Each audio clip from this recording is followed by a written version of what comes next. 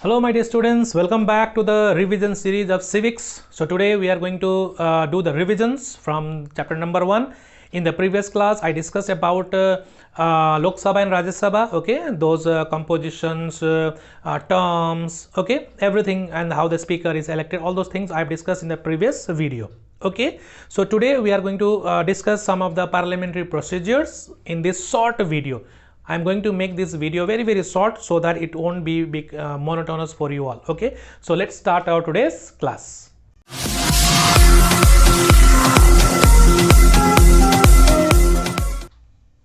So parliamentary procedures. So today we'll discuss the parliamentary procedure. Some of the terms we'll try to understand. The first one is session. As you know that there are three sessions. Oh, how many sessions are there? 3. Okay, budget session, okay, number 2 we have a monsoon, okay, and number 3 winter, okay, winter. So this how many sessions? 3 sessions are there, okay. Don't get confused. These 3 sessions. Number 1 is budget session. So budget session is held in the month of Feb to May. Okay. Then monsoon session, that is during the rainy season, July to September. That is the time when heavy rainfall occurs in our country, right? Then next one we have is the winter session, November to December.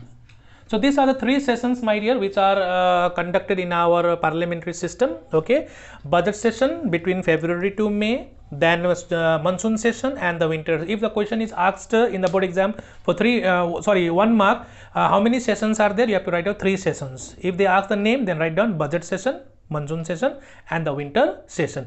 These are the sessions when all the members of the parliament they are in Delhi and they have to attend the parliamentary meetings and the sessions timely. They have to go to the parliament in time and they must take a part in all the proceedings which take place in the parliament. Okay, now next one is quorum. So what is mean by quorum? Quorum means minimum number of members required in order to start the daily business of the house. Like how many members are there? 545 members are there, right? 545 members are there in the parliament. So if 545 members are not present, can it continue? So how much is the number required to start the business or the proceedings of the Lok Sabha or the Rajya Sabha? It is 1/10. How many? 1/10. Okay, so let me explain you what will be the 1/10 of the total member. So 1/10 into 545 equal to how much? 54.5. So round up, I'll make it 55. So total 55 members, if they are present, then the proceeding like question hour and all, it will continue. Sometime you might have seen in the Lok Sabha TV or in some of the news when sessions are going on, my dear, only few people are found sitting in the parliament. So they are not few, my dear, at least 55 members are there in the parliament. That is why the proceedings is allowed to continue in the Lok Sabha. Same case is in the Rajya Sabha also. That means, what is mean by quorum? A minimum number of members required in order to start the daily business of the Lok Sabha. Okay, daily business. Okay, so in the case of Rajya Sabha, 250 members are there. So 1/10 into 250. So how many members are required? 25 members are required to start the proceedings of Rajya Sabha. Okay, hope you have understood. Now the question hour. What is mean by question hour? So definitely question hour means where you will be asking the questions. So who will ask the questions? That I am going to explain you. So question hour even is also known as right to interpellation. Right to interpellation, that means right to ask questions. So every session, the first hour of every session, every day whenever the sessions are held, my dear, the first working day, okay, on every working day, that is Monday, Tuesday, whenever there is a working in the parliament, the first 1 hour is kept reserved for questions, reserved for asking questions with the government. That is first 1 hour, first 1 hour. Okay, first 1 hour. Suppose the meeting starts at 11 o'clock, so 11 to 12 will be question hour. So in this question hour, my dear, the oppositions they ask questions from the government, they try to seek information from the government related to different ministries and all, okay, and they also try to highlight some of the important issues of the country to be addressed in the Lok Sabha. Okay, the first 1 hour is kept reserved for asking questions, and these questions are asked by the oppositions with the government. Okay, and that time government has to, that means those ministers to whom the questions are asked, they have to reply them. Okay, they may take time also to reply. Sometimes state questions are there, unstated questions are there. Okay, short term questions are also there. Okay, if the questions are given to them, if these are short questions, they will reply then and there. Okay, or else they will give in writing. Okay, so that way question hour is there. So first 1 hour is known as question hour, kept reserved for asking questions. Okay, now there is one more that I have to discuss, that is 0 hour. So it is not asked, but just for information, 0 hour, my dear. So first 1 hour is kept for question hour, and soon after the question hour ends, my dear, that is 12 o'clock, the question hour ends. Okay, so 12 to 1 p.m. will be the 0 hour. In that normal discussions can take place. There are no rules and regulations, but most of the time the situation goes out of control, the house become ruly. That is why the speaker had to adjourn the house and they go for lunch. Okay, so first 1 hour question hour, after that 0 hour, and after 0 hour they will go for lunch. Okay, now what is mean by adjournment motion? So number of motions are there. Okay, so adjournment motion means sometime all the day-to-day business of the Lok Sabha is decided well in advance. Tomorrow what they are going to discuss, tomorrow on which bill they are going to have debate or discussions. Okay, so everything is decided well in advance. But sometime what happens, that certain emergency arises in the country. Okay, certain emergency arises in the country, like death of a existing member. Okay, or some of the big IPS officer, or any sort of bomb blast, terrorist activities has taken place in the country. Okay, some issues which are of national importance had occurred all of a sudden. So keeping aside the daily business of the house, they discuss on the issues of national importance, the serious issues which are related to the nation's security and and related with the people, that are to be discussed. So for that, a motion which is moved, that is known as adjournment motion. Okay, so normally it is not that any minor incident took place, adjournment motion will take place. No.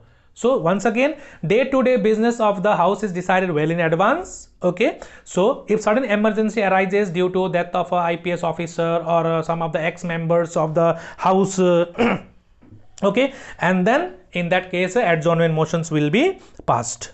Okay, so that is known as adjournment motion. Okay, so and sometime what happens, that there are we see that lot of disorder takes place in the house.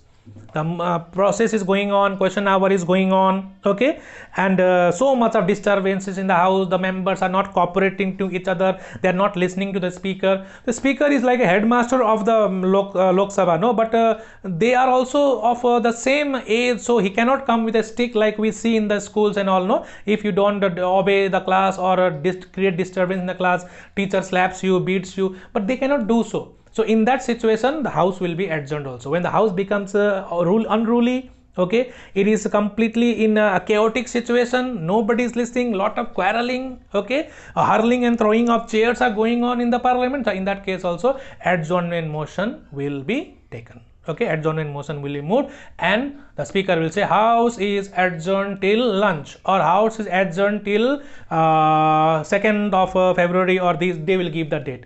Sometimes the house is adjourned for one month, my dear. Okay, so that is known as adjournment motion. Now the next one is you can see here, no confidence motion. What is no confidence motion? That means whenever the opposition passes a motion that they say that they have lost confidence in the government, so in that case, my dear, they have to prove the majority. The government has to prove the majority. Okay, so like you see that in order to form the government, 273 members are required. Okay, so but now you see that few of the members, they have decided not to support the government, they have joined hands with other opposition parties. So in that case, opposition will come to know now the government is in minority, so they will move a motion, and in that motion, if it is moved, my dear, voting will take place, and in the voting, if the majority is less than 273, my dear, suppose government got 265 votes, that is the 265 members are there in support of the government, so government will dissolve. So government has to resign. That is known as no confidence. So no confidence motion is a motion passed by the opposition when they show, that means no confidence in the government, no confidence in the working of the government, and if the motion is moved or passed, my dear, the government has to resign and the whole government will be dissolved and the new government will be formed after the new election. So that is known as no confidence motion. Okay, so it is said, no, the term of Lok Sabha is 5 years, but it is not certain. The members of Lok Sabha continue in office until the pleasure of the president, till the pleasure of the president. So if they are in majority, they will continue. If the vote of no confidence is passed, my dear, the government has to fall, the government will be dissolved. Okay, so that is known as no confidence. That means no confidence in the government, and that is proved after the voting has been done. Voting means to take every decisions in the parliament, that is Lok Sabha, are taken by voting. Just below the seat, voting meters are there. They'll place yes, no meters are there, and on the digital screen it will be said how many yes, how many no. So accordingly it will be decided whether the government has the number of members or not to run the government. So number required is 273. Okay, 545. So what will be the 270? Let us take it 273. Okay, or we can say 274. 274 are the required number of seats to be formed in the government. So those party, whoever party secures 274 or 273, that means more than half, just one number of, if one seat is also enough, that much. So 273 or 274 seats, whoever has, they will form the government, and if that number is less, the government has to resign. That is known as no confidence motion. Okay, so hope you all have understood this short video. So thank you for watching. So we'll meet again next class. Till then, take care, stay safe, bye bye.